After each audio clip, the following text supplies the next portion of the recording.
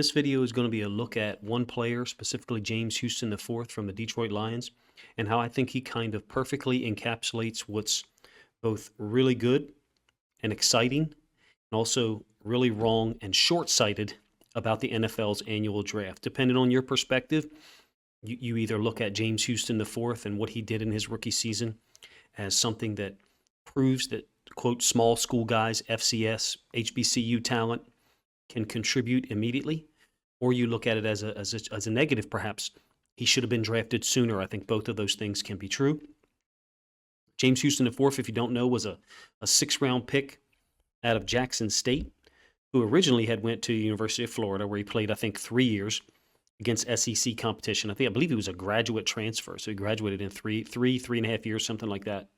Houston was clearly drafted too late, as proven by the just unreal pass rush production once he finally got a chance on the field for the Lions. Look, I'm going to show some film here in a moment of the 6'1", and he looks 225, 230, somewhere, outside linebacker. He had 8 sacks in 6 games played. His pro day for Jackson State, he weighed in at like 244, something like that, 245. So maybe he's one of those guys that gained a little bit of weight for his pro day to try to, advance his position, because he's generally a 3-4 outside linebacker. Really smart for the Lions, if you ask me, to draft someone like him, even though they're an even front defense generally. But let's be honest, against 11 personnel, third down, passing situations, most everybody's in a nickel look anyway. So it doesn't matter whether it's a 3-4 outside linebacker, 4-3 D end, which is generally what I would consider like Aiden Hutchinson, Trayvon Walker. Those guys are going to be edge pass rushers. And James Houston, specifically, if you ask me, is as good or better than almost every rookie pass rusher in the NFL in 2022. When he was used situationally, let's be honest, his snap count's low, and a lot of these plays that I'm going to show you, I think I got 16 plays queued up. He's often used on third downs or pass rush situations, but the impact was off the charts, just off the charts for a guy who didn't even play, didn't even get on the field defensively until week 12. We'll get into some of the film, and I'll stop occasionally and break down some of the plays. Look, Houston fell victim, and it's not really the right word. He was judged in the pre-draft process because of where he played college football. He played at Jackson State. Deion Sanders told us what he was capable of. Deion Sanders gave us a comparison that most people didn't like, for real. Look, his ridiculous stats this year in the pass game prove he was not properly evaluated. Deion Sanders said specifically he compared to Micah Parsons. Why did he say that? Well, because at Florida, James Houston IV had played a lot of inside linebacker. When he came to Jackson State, because of the use of his hands, the way that he was able to rush, you see an example over here, the pad level that he's got compared to some of these 6'5", 6'6" offensive tackles. Deion Sanders moved him to edge rusher. I'm not sure how that conversation occurred. So the comparison to, Micah Parsons, while some people might find it's a little overblown, you do have a guy who played inside backer and edge rusher, outside linebacker, in a 3-4 structure, because that's what Jackson State generally plays. There could have been more factors, right? At 6'1", he's viewed as a small guy for an edge rusher, compared to the prototypical edge rushers in last year's draft. Aiden Hutchinson, Trayvon Walker, Jermaine Johnson, Kayvon Thibodeau, George Karlaftis. All of the first-round edge defenders that were drafted are at least 6'4", 250 or so, somewhere in that area. Houston's 6'1". And again, he came in at 244 on his pro day in March of 2022. Look, there was plenty of film from Jackson State and Florida of him showing this kind of motor. He's going to engage or be engaged by 2 tight ends in the pass pro. Violence with his hands consistently. I'm going to rewind this one back so you can see it. I love focusing on his hands, and eventually forces a fumble that was recovered by Aiden Hutchinson. I think him playing at Florida in the SEC and then getting 16.5 sacks at Jackson State in 2021 kind of proves the overall point that I'm trying to make here. Watch his hands as he works through this. I mean, this is brilliant stuff with him battling 2 guys at once, framing up the inside tight end with his right hand, swatting the outside tight end with his left hand. This was on film at Jackson State in terms of the use of his hands. Grabbing the wrist of 85, spinning off, pursuing to the football. There was plays like this. And like I said, prior to last year's draft, Deion Sanders compared him to Micah Parsons. I think he did that at the Jackson State Pro Day. And I'm quite sure that there were some people who thought that that was ridiculous. Myself included, probably, if I paid attention to it. I don't remember. This is the same play from the All-22 angle, by the way. But if you watch the film from this year, outside linebacker, number one, it's kind of accurate. Guy's extremely violent with his hands. Unbelievable get-off. His pad level, because of his height and the force that he brings, allows him to bend around the edge of offensive tackles. And I think actually last year at the NFLPA Collegiate Bowl, I think he worked out at inside linebacker at the request of the coaches. So it makes me wonder, first of all, you got to give the Lions credit. They drafted a guy who had experience at inside linebacker and outside linebacker at a high level. Ended up using only at OLB. But you can see some of the skills and traits dropping out into coverage. And then in space, being able to take a good angle and tackle Justin Fields, who broke plenty of tackles in the NFL this year. If you ask me, the Lions deserve a ton of credit for drafting this guy. Now, some would say, well, how come they didn't play him sooner? Well, I guess that's a valid question, being as the production that we had. But they also drafted Josh Paschal. Aiden Hutchinson was a first-round pick. They had Harris, who was another productive edge rusher early in the season. So it's not like they didn't have guys producing at that position, even though I know their defense struggled, particularly in their 1-6 start. Look, I'm not going to show the college film. Like I said, I can't. But I assure you it looks the same as what you're seeing here. Off-the-charts pursuit in college. Now, you would say, I guess, if you watched it in college, you would say, okay, is he going to pursue like that in the NFL? Well, he did this year, and I'm showing you examples of it. So the overall point that I'm trying to make is I think the NFL front offices in some cases have done a poor job of evaluating some of the FCS and HBCU talent, and even maybe Division II and Division III. You guys can let me know what you think of that thought. Great burst, really exceptional use of his hands and shedding blockers. In this case against the Bills, what I really love about this play, first of all, it's a third down. So he's in there situationally as a pass rusher. Watch as first of all, it's impressive. He gets shipped by the running back, has to deal with the tackle. This is the part that's most interesting to me. It's almost like a running back who puts his hands on the ground to allow himself to stay up and have enough balance to continue moving towards the quarterback. Almost reminds me of like Ray Rice or J.K. Dobbins.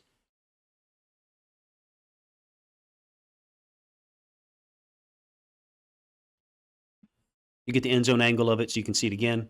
This is the game against the Bills on Thanksgiving Day. Played 5 snaps, had 2 sacks. I think recovered a fumble on a punt return, a fumble by his teammate. This is the part that I love here.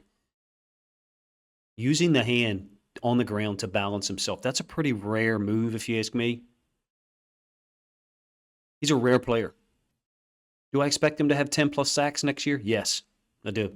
He beat multiple high-level offensive tackles clean. And the one thing that I'll turn this into is for all the testing and the data and the measuring at the combine and the Senior Bowl practices and all of those, post-season bowls, that's an attempt to quantify potential or the ability, the ceiling, right? Well, he ran a 4.6 at their pro day, which I would assume is laser timed. I would assume it's not hand timed at something like that. I think his bench of 225 was pretty damn impressive. I think it was 20 plus, but I could be wrong. His wingspan measured at like 83 last year. That's more wingspan than Kayvon Thibodeau, who's like 6'4", 6'5". In my opinion, when it comes to FCS, HBCU talent, there's times where the NFL doesn't trust the data, the measurements, all of the quantifiable things at the combine or Senior Bowl practices. Players from FCS schools, HBCU programs, even Division II, Division III have made impact, right? But in my opinion, their potential draft location is somewhat limited because of where they played. James Houston, I think, was the 20th or 21st edge defender drafted in 2022. And again, his 8 sacks on the season ranked second for all rookies in 2022. The only guy he was behind was his teammate, Aiden Hutchinson, who had 9.5 sacks but played a ton of more snaps. Let's do it this way. And this is going to sound a little bit inflammatory, but this is factual information. As you watch this ridiculous skip to Malou pass rush that worked and nearly cut Trevor Lawrence in half. James Houston IV had twice as many sacks as fellow rookies Kayvon Thibodeau, Sam Williams, and Trayvon Walker, all guys who got a lot of attention early in the season, mid-season, for how they were playing for high-level teams like the Giants, the Cowboys, and the Jaguars, who, of course, made the playoffs. And I think James Houston's production was historic. I really do. I think it should cause NFL front offices to seriously reconsider how they evaluate and prioritize FCS or HBCU talent. 2021 draft, of course, we know it was impacted by the pandemic, I think was the lowest amount of FCS players drafted ever and 0 HBCU players drafted. Talking about 2021 draft 2 years ago. This past year, there was 4 HBCU players drafted and then 20 FCS players drafted, which that number is generally in line with what you get from FCS players. I hope that guys like James Houston, Christian Watson, Trevor Penning, Cole Strange, how they played when they were on the field, hope it gives more opportunity for players in this year's draft, like Keenan Isaac from Alabama State, B.J. Thompson. Isaiah Land of Florida A&M doesn't need much help. He's going to get drafted. Like that's a fact. Houston's former teammate's going to get drafted, Aubrey Miller Jr., the inside linebacker. My opinion, hopefully, what James Houston did is helping those guys out. And Lions fans are incredibly excited about James Houston IV, as well they should be. There's a long line of players from FCS and HBCU schools. Some of those schools have moved up to FBS now that have made immediate impact. Jeremy Chin and James Bradbury, both drafted by the Panthers, I think separated by 4 years. The best case recently, I guess, obviously was Darius Leonard in 2018 from South Carolina State, who won the NFL Defensive Rookie of the Year. And there's been multiple other players from that school, going to have an impact. And there will be this year as well. Jimmy Garoppolo, Carson Wentz, Trey Lance a few years ago. But I'm generally, to be honest with you, omitting wide receiver and quarterback. I think that talent is accounted for generally in the NFL draft, especially this year upcoming. You've got the big wide receivers coming from a lot of HBCU schools. Shaq Davis, Jadakiss Bonds from Hampton, and Bethune-Cookman's like massive 6'6", 250, 260 tight end, Kamari Averett. Cooper Kupp was obviously picked like third round. The biggest example for me of a guy that was misjudged was Christian Watson. If you ask me, I think he's the perfect example of someone with all of the measurables, all of the things that the NFL wants to measure. Like when a guy doesn't go to the combine and maybe doesn't do a pro day, what's he bench? What's his 40 time? Is he a 4.42 guy? Is he a 4.35 guy? What is he? Christian Watson had all of those things: size, speed, footwork, agility, the ball skills. And there was a crap ton of film of big plays. He was still allowed to fall in the draft. Now, when I say fall, yes, he got drafted at 34. But if you were to do a redraft today, where would James Houston IV get drafted? He doesn't go any later than the second or third round, if you ask me. Christian Watson, where's he get drafted? I think he's a top 15, top 18 pick. If you do a redraft. Maybe you disagree. There's no way Christian Watson lasts past the 20th pick if you do a redraft. Now, that's obviously, the benefit of hindsight. Now, do you agree with me overall about my assessment of Houston, Watson, some of these guys from the, quote, smaller schools divisions being misjudged or somewhat inaccurately judged? Look, if Watson had, let's do it this way. Watson played 4 years at North Dakota State. If he played 2 years against SEC or Big Ten or, whatever schools, and he had half as much film as he did of big plays from North Dakota State, where would he get drafted? I'm not even talking about what he did in the second half as a rookie this year with the Packers, which was basically revolutionized their offense. 6'5", 210, ran a 4.37, I think, at the combine, with an elite 10-yard split and 20-yard split. That 40 time, okay, let's do it this way. Christian Watson, that 40 time that he ran last year was in the 95th percentile for all wide receivers ever. It was in the 96th percentile for all NFL draft prospects by size ever. The 10-yard and 20-yard splits that Christian Watson ran last year were in the 98th and 99th percentile. So with all that data, how do teams allow him to be drafted after certain other players that clearly were not as ready from an offensive standpoint? I'm not here to be negative or derogatory about other players, so I won't name them. You can, take a guess if you wish. Why do all those tests? Why do all those tests and measure all those things? Or hell, even why watch all the film? If a guy like Christian Watson that just presents alien-type speed with his size falls out of the first round. I know it was an early second-round pick. I might be off base here. You guys let me know. Maybe the FCS, HBCU talent level isn't consistently going to produce guys like James Houston IV, Cole Strange, an offensive lineman from Chattanooga, Christian Watson. I understand that James Houston IV didn't get an opportunity until Week 12, Thanksgiving Day against the Bills. You guys saw a couple of plays here. Even then, he only got 5 snaps in that game against the Bills. But the problem is he had 2 sacks in those 5 snaps.